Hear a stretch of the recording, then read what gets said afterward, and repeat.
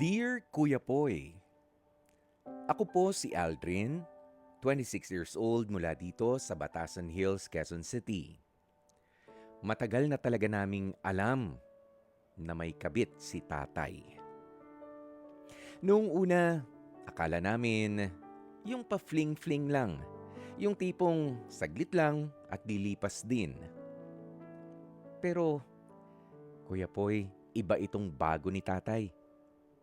Nasa 20s lang ang edad. Mas demanding at halatang pera lang talaga ang hinahanap. Ramdam namin yan kasi pati yung budget na para sa bahay ay halatang unti-unting napupunta doon sa babae. Wala ring magawa si nanay. Siguro nga, pagod na rin sa kasasaway kay tatay. At sa totoo lang, tumanda na rin sila pareho para sa ganitong kalokohan ni tatay. Hindi ko alam kung tinanggap na lamang ni nanay o napapagod na lamang siya na makipag-away. Ako na mismo ang nag-iisip kung papaano ko matutuldukan ang kalokohang ginagawa pa rin ni tatay. At dito nga nalaman ko na halos kaidaran ko lamang ang babaeng kinalolokohan niya. 26 years old din. Sinubukan ko nga pong hanapin sa social media. Kinausap ko at hindi ko ine-expect na mauuwi sa ganoon ang takbo ng usapan namin.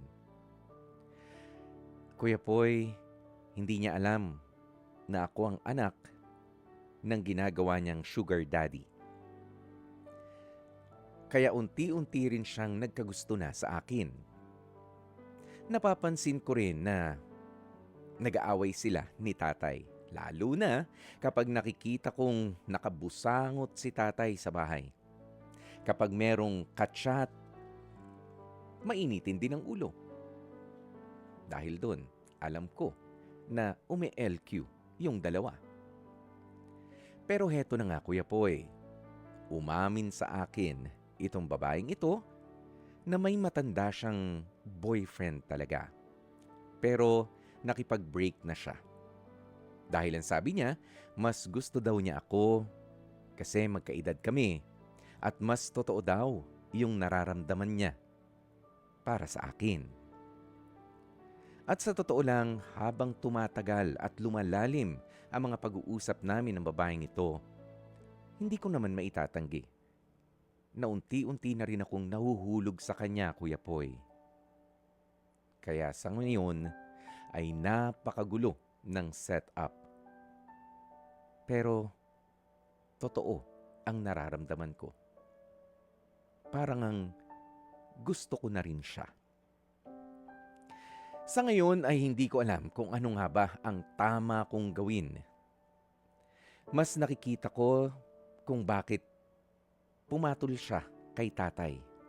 Mas nalaman ko ang mga rason niya.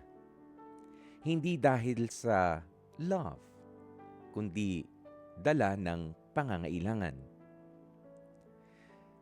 Pero Kuya Poy, naiisip ko rin na kung magiging kami, alam kong darating yung araw na kakailanganin ko siyang iharap sa pamilya ko.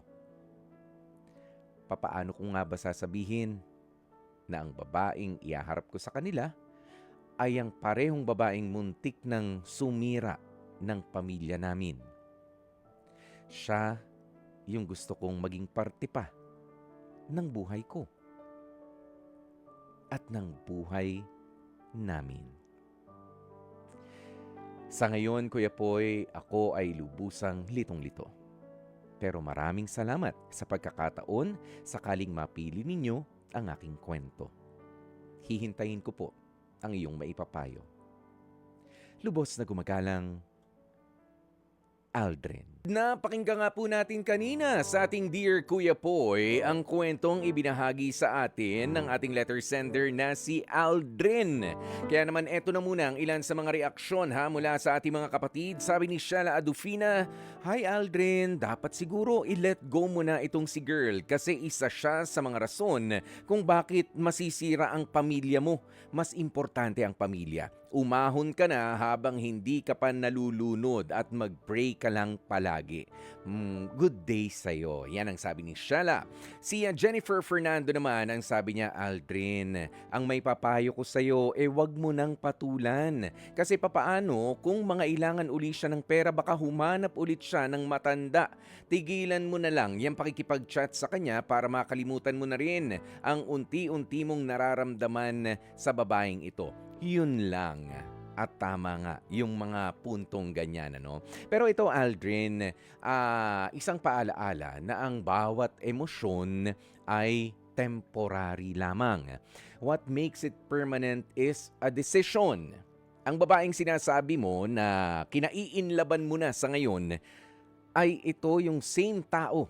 Ito yung isang tao na walang pakialam kung masira niya ang pamilya nyo, lalo na nga ang mga magulang mo nung mga nakaraan lang.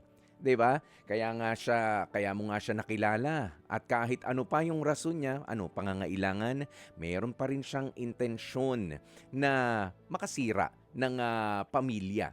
'Di ba? Hindi mo pa pwedeng ilayo yun doon.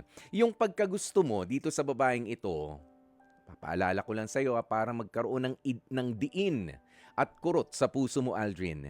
Yung pagkagusto mo sa babaeng muntik ng sirain ang relasyon ng iyong ama at ina ay kalapastanganan sa imahe ng iyong nanay mismo na kinaawaan mo nang dahil nga sa panlolokong ginawa ng tatay mo. Bakit ko sinabing emotions are temporary? Kasi nga pansamantala lang talaga yan. The moment na bumalik sa iyong isipan na ang babaeng ito ay yung muntik sumira sa pamilya ninyo, kung sakaling pumasok ka sa isang relasyon kasama siya. And worse, natikman din ng tatay mo itong babaeng ito nung piniperahan pa siya. Kakayanin mo bang gawin yung desisyon na lagi pa rin siyang unawain at mahalin? At kaya mo rin bang gawin yung desisyon na iharap pa rin siya at ipaglaban sa iyong pamilya kapag nandyan na sa harapan ninyo yung katotohanan na meron talaga siyang kinalaman sa nakaraan na muntik ng ikasira ng iyong ama at ina? Kaya mo siyang iharap sa tatay mo? Kaya mo siyang iharap sa nanay mo?